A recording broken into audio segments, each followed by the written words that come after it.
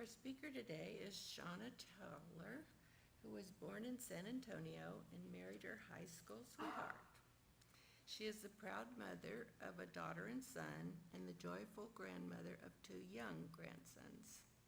A dedicated Casa volunteer since 2003, Seana has served over 50 children, offering care, stability, and a voice in the court system. For the past 10 years, she has served as the program director for Casa of the Coastal Bend, leading with a deep belief in the dignity and potential of every child. And she really is a great mentor for all of us that are volunteers there. So I welcome Seana. I was surprised, though, she came with the walker today. That was not her usual look, but she had some surgery, so welcome, Seana.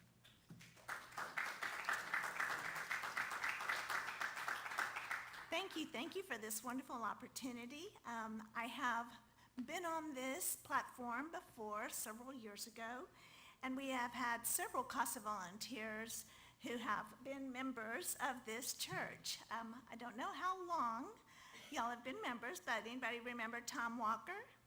Okay, he was one of our favorite Casa volunteers, and then we have Diane. She is one of our favorites. She's new, but we really appreciate the opportunity for people to become Casa volunteers, but also for this opportunity to speak because it's important, the work that we do. So,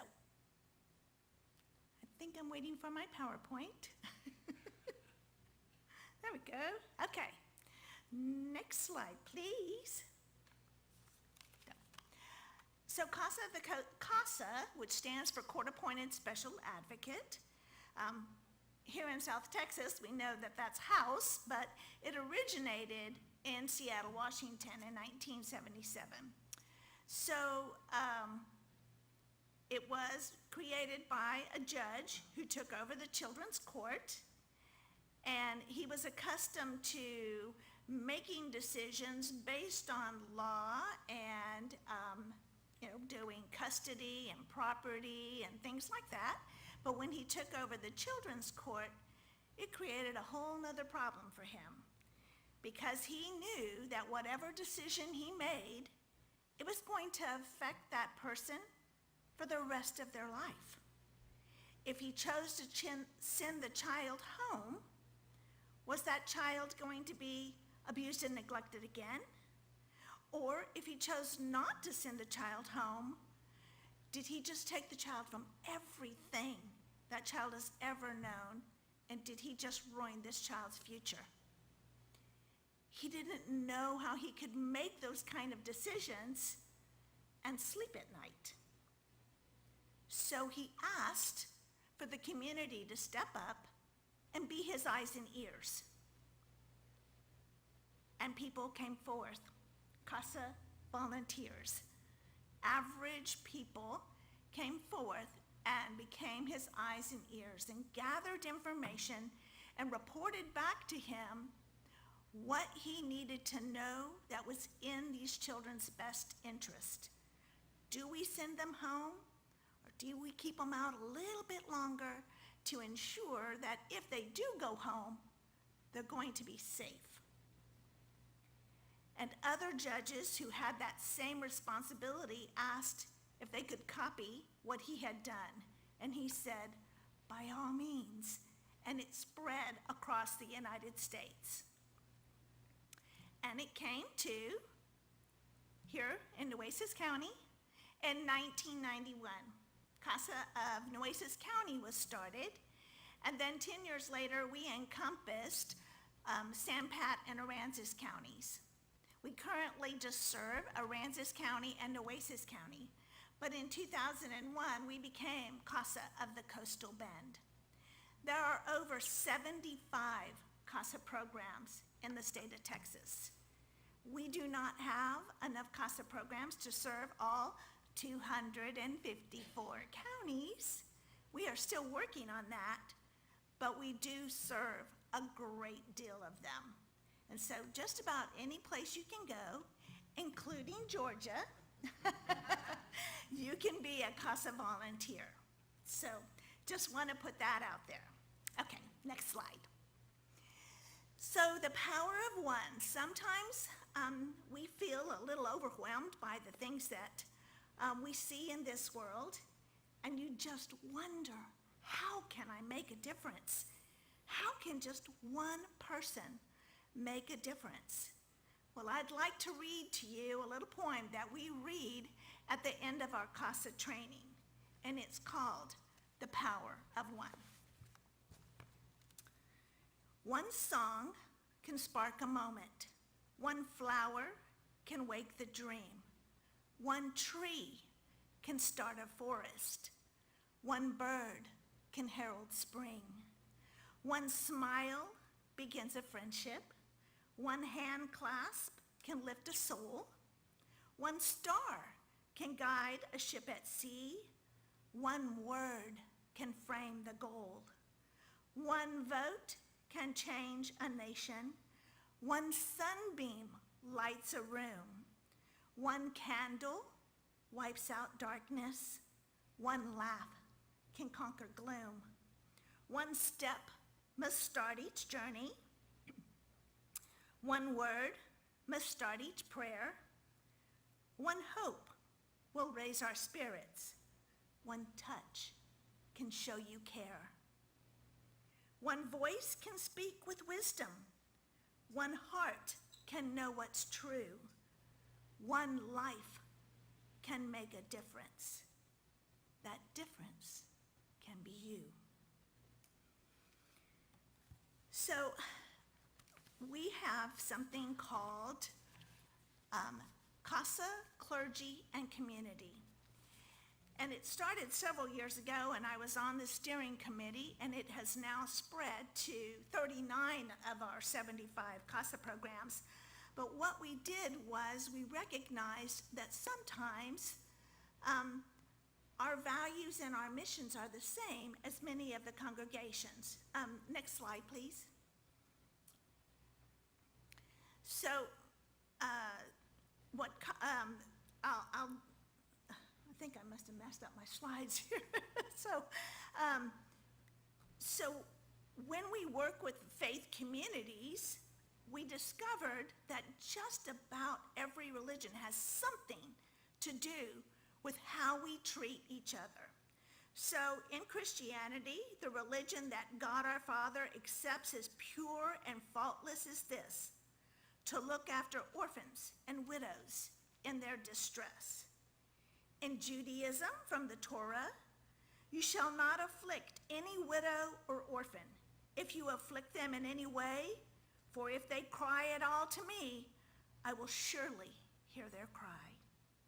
In Islam, from the sayings of the Prophet Muhammad, the best of the houses is the house where an orphan gets love and kindness. In Buddhism, the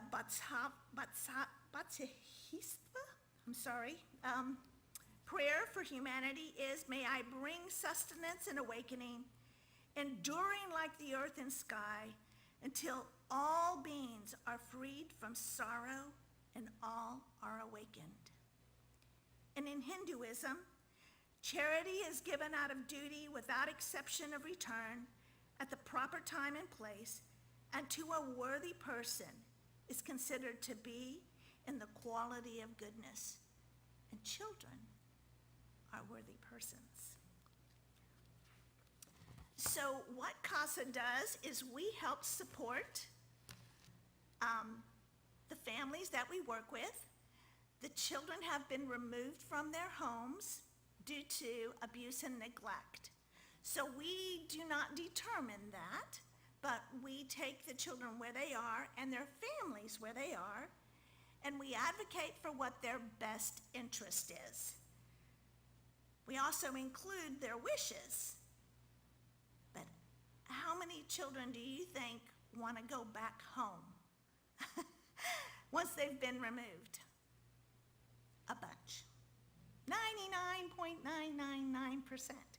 And we want them to go back home, but it may not be the time in order for them to be returned safely. So we express their wishes, and we work towards those wishes, and we work with the families as best as we can. We work alongside the department to help those families achieve the goals in order for them to get their children back.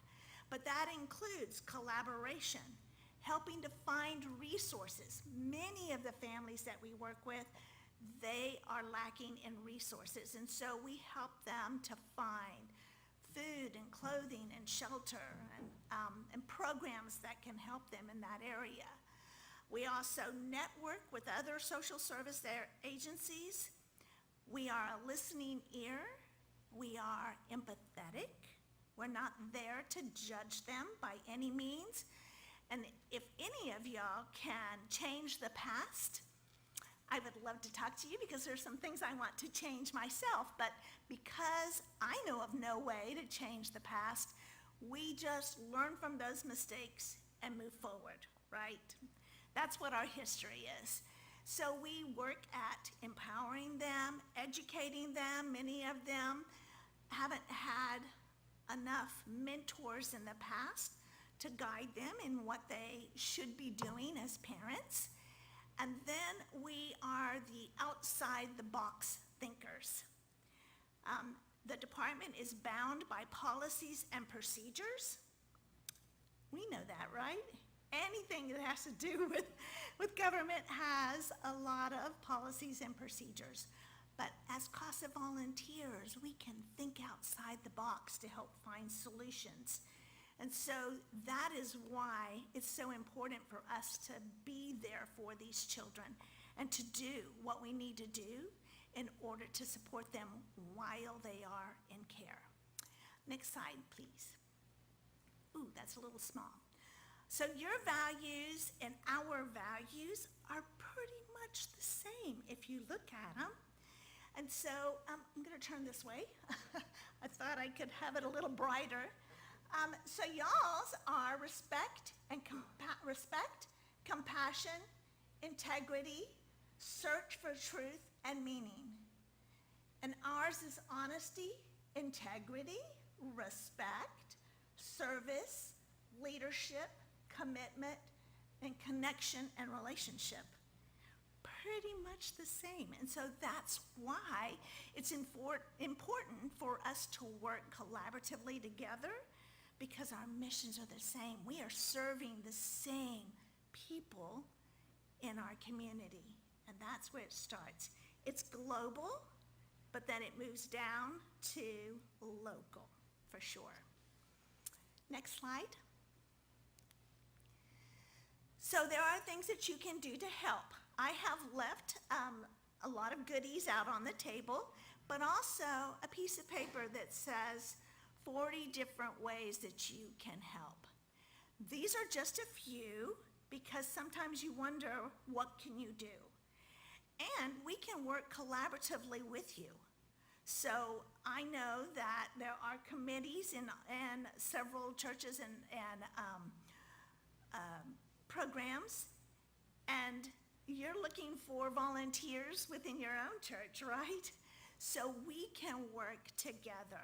There are many things that y'all are already doing. We just need to make the community aware of it. And then some of the families that we work with can probably come and participate in some of the programs that y'all are doing. And then sometimes your missions are even helping some of the families that we are working with. So there's a way for us to work together. And an awareness of the community resources and the things that y'all do are what we would value. So you can share that information with us. Next slide, please. Thank you. I have a prayer that I would like to read. It kind of is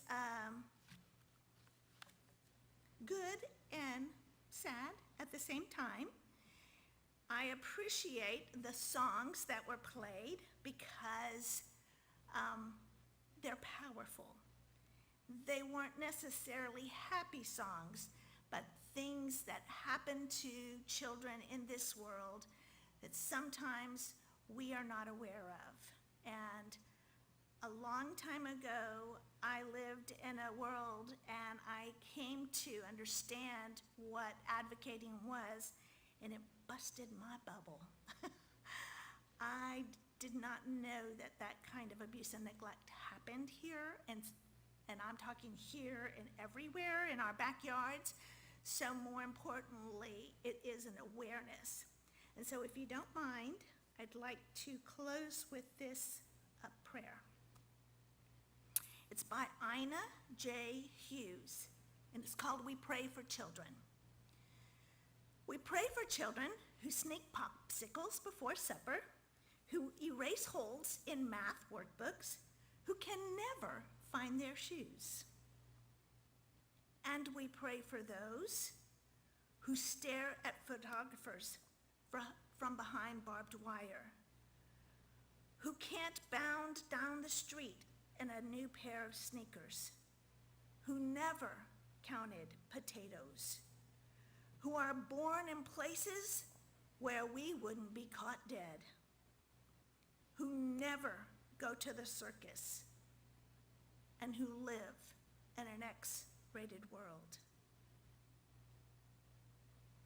We pray for children who bring us sticky kisses and fistful of dandelions, who sleep with the cat and bury goldfish, who hug us in a hurry and forget their lunch money, who squeeze toothpaste all over the sink, who slurp their soup.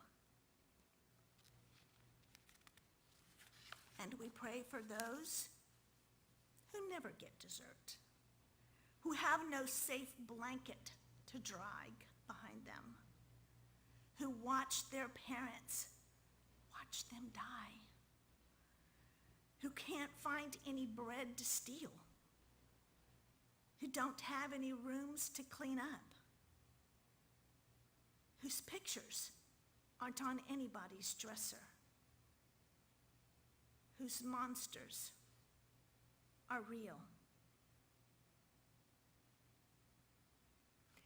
We pray for children who spend all their allowance before Tuesday, who throw tantrums in the grocery store and pick at their food, who like ghost stories, who shove dirty clothes under the bed and never rinse out the tub, who get visits from the tooth fairy, who don't like to be kissed in front of the carpool, who squirm in church or temple and scream in the phone, whose tears we sometimes laugh at, and whose smiles can make us cry.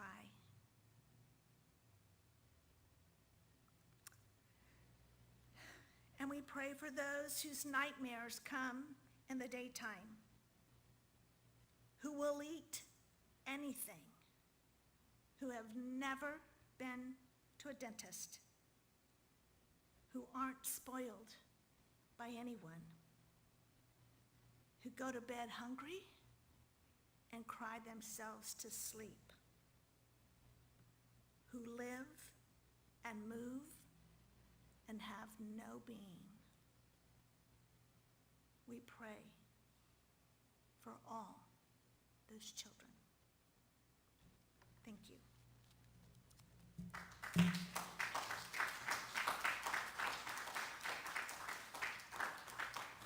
I'm trying not to take your papers. There we go. I'm going to just tell you a little bit about my personal experience with Casa. So it was about 2.5 years ago. Yeah, it's been that long. And so you go through a training. How many hours is it, Shauna? 32. 32 hours of training, which is pretty intense, and you get lots and lots of information. Then after you go through that training, then you're assigned a supervisor, and Shauna is the supervisor of the supervisors. And then they assigned you a case. And my first case was, I'll just give you a general, I'm not going to tell any specifics, but anyway, a mom who was found at a crack house, and she had 2 kids in her car, and of course they were not secured. And she was creating all kinds of havoc. So anyway, the kids ended up being picked up by the police. She went to jail, and I was assigned to her case pretty soon after that. And so what you do is you go in and try to just clarify the situation, what's going on, how much do you have to work with mom? And that was a real awakening for me, because one of the first things that happened is she got a ticket for driving without a license. And I was like, well, where was your license? And she goes, I don't have a license. And I said, you need a license to drive. And she goes, Diane, you're so naive. People drive all the time without driver's licenses. I'm like, okay. We have a ways to go here. But anyway, it was a good experience, and I had challenges all along with them. But my supervisor had lots of experience with situations, and she was very helpful to me. And then I had several other cases, and it was all quite interesting. Had visits in jails and prison and in houses that were not exactly houses you'd want to go in. But it was a great experience, and you feel like you're really accomplishing something. And the employees of Casa are always there to help and do a lot of help marketing. So anyway, if you have questions, ask me or Shauna, and we can tell you. I would like to add, I always say it's not hard work